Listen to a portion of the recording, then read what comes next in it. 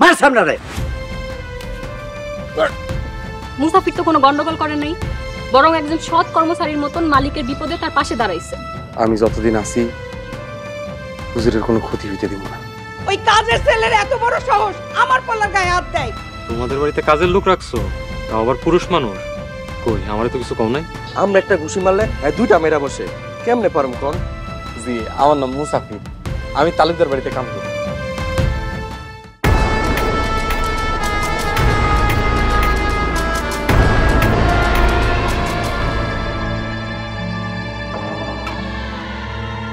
ভাই শিকার নিজে এসে ধরা দিছে, আপনি শুধু হুকুম দেন ওর সাইজ করে ফেলায়। হ্যাঁ ভাই, আপনি খালি একবার কন দেন ওই মুসাফিরে কেমন বানান বানাই। মুসাফির এই গ্রামে যেই রাস্তা দিয়ে আইছে ওই রাস্তা দিয়ে পলাইব। চুপ কর। সাইজ জুন মিলে যারা সাইজ করতে পারো নাই, তোমরা দুইজন যে কি পারবা ওটা আমার ভালো করে জানা আছে। ভাই তালুকদার বাড়ির কামলারাতে মাইর খাইছি, আমি কিন্তু সহ্য করতে পারতেছি না। ভাই ওই মুসাফিরে না মারা পর্যন্ত আমি রাইতে ঘুমাইতে পারতাছি না। মুসাফির কোনো সাধারণ পোলা না, আর পুলিশ আম করছে অনেক বড়। মুসাফির একটা বাঘ, আর এই বাঘ যদি আমার সাথে থাকে খালি এই গ্রাম না পুরা ইউনিয়ন আমার হাতের মোজায় থাকবো। তাইলে আপনার পরের প্ল্যান কি ভাই? প্ল্যান না, যেভাবেই হোক ওই মুসাফির আমগো দলে বিরায়, ওর মতো একজন ছাচ্চা ইমানদার বলে আমগোর সাথে থাকলেই জনগণের সামনে রাজনৈতিক ক্যারিয়ার আমার অনেক উজ্জ্বল হবে। যত টাকা লাগুক পরে আমার দলে চাই। ভাই শালাই যে ঘাওড়ার ঘাওড়া, মনে হয় না ওরে দলে নিতে পারবেন। টাকার কাছে বড় বড় রাঘব বল সোনা পুঁথি, টাকার কাছে বিক্রি হয় না এমন মানব আমি দেখি নাই। তাই যত টাকা লাগুক মুসাফির রে আমার দলে ভিড়ায়, এটাই আমার শেষ চাওয়া।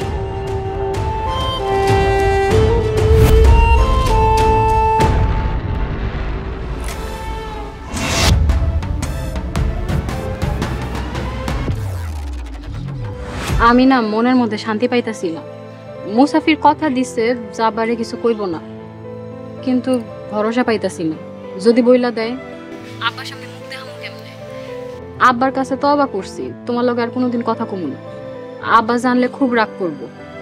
জান্নাত, ওই শালারে যেমনে পারো তোমাদের বাড়ি থেকে বাইর করে দাও। কেমনে বাইর করমু? মুখের কথা নাকি? আব্বা ওরে কাজ দিছে, বিনা কারণে কেমনে বাইর করুম? আরে তুমি কেন বুঝতেছো না?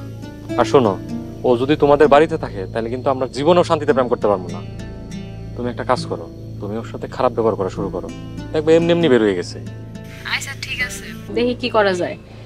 মুসাফির, আচ্ছা মুসাফির আইতেছে, আমি রাখি। ওই শালা মুসাফিরের বাচ্চা লাগিয়া শান্তিতে কথা কইতে পারতেছি, ওরে আমি কি যে করমু। মুসাফির, তুমি সেই কখন বাড়ি থেকে বাইরে হইছো? এতক্ষণ কই আছিলা? তোমার কি কোনো কাজকর্ম নাই? আমি তো একটু আগে আসরের নামাজ পড়তে গেছিলাম। কামের সময় যদি তোমার আমি না পাই তাহলে তোমার বেতন দিয়ে রাইখা লাভ কি কও? বলেন আপনি কি সেবা করতে পারি? বিকাল বেলা আমি একটু চা খাই, তোমার লেগে আর চা খাওয়া হইল না। আব্বা চায়ের লেগে সিল্লাসিলি করতেছে। যাই হোক, যাও গিয়া চা বানাও।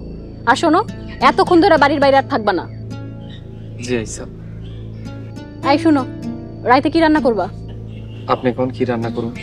আইসা যাও, আগে চা বানায় আনো, তারপর কইতাছি। জি আচ্ছা, যাইতেছি।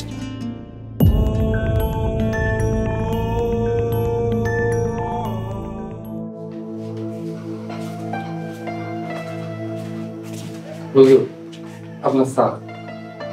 হ্যাঁ, বিকালে বা সন্ধ্যায় কোনো সময় আমরা চা খাই না। আচ্ছা আনসর জানতে চা খান না? আচ্ছা ঠিক আছে, আপনি চা খাইতে থাকেন, আমি ছোটা করে চাটা দিয়ে আসি। জান্নাত তো সারাদিনও এক কাপ চা খায় না, কয় চা খাইলে নাকি কিডনি নষ্ট হয়ে যায়, আর ওই যে চিনি খাওয়া নাকি স্বাস্থ্যের জন্য ক্ষতিকর। ও তো সপ্তাহে এক কাপও চা খায় না, ও তোরে চা বানাইতে কইছে। কিন্তু ছোট আপাই তো কইলো চা বানাইতে। জান্নাত তোরে কইছে চা বানাইতে। জান্নাত, জান্নাত, জি আব্বা। তুই তো চাটা কেমন একটা খাস না, আরে চা বানাইতে কইছিস কেন? আব্বা, আজ হঠাৎ কেন জানি চা খাইতে মন চাইতেছে, তাই কইছি। মুসাফির তো রান্না ভালোই করে, দেখি একটু চা কেমন বানাইলো।